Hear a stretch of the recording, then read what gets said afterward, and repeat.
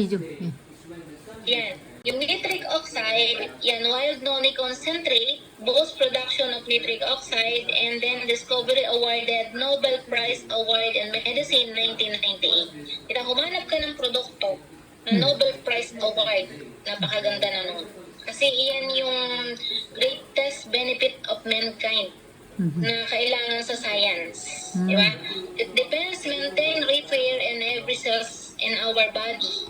Increases blood flow. Bakit nakakatulong mag-increase ng blood flow? Kasi tita, ang nitric oxide, since tayo ay bata, yan yung substance na ibinibigay ng ating katawan sa ating ugat. Yan. Kapag yan ay nawala sa ating ugat, 3 to 5 seconds, patay na ang tao. Kasi ito po tita, dinadilate niya yung blood vessel and delivered oxygen. Marami na po yung nailigtas. Kasi naubos, karamihan naubusan ng oxygen.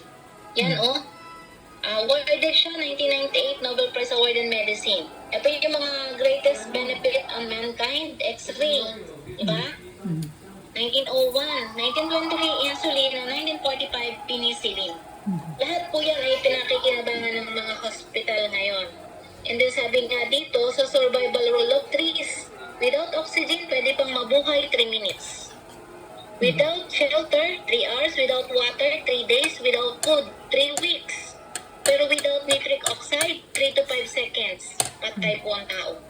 Kaya sabi ko, yung nauubusan ng nitric oxide, yung aneurysm, alam niyo po yun? Yun nga po, Kahit nanay kung may katabing doktor yung na-aneurysm, hindi mabubuhay. Kasi bigla sabihin, yung nitric oxide ay nag-enter, kumbaga tumigil siya sa ugat, sa ulo. Patay.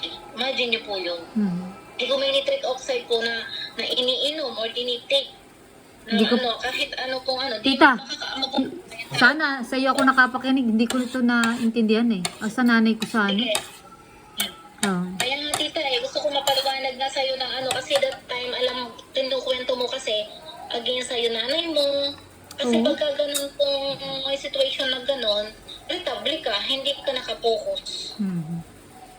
Yung situation mo ay, legal ka.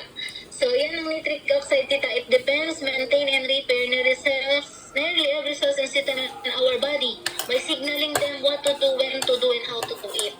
Diba? Siya yung umuutos kung anong gagawin sa yung ugat. Pag tumigil siya sa puso, heart attack. Sa ulo, or aneurysm, or stroke. So, yan po yung nangyayari. From cardiovascular system,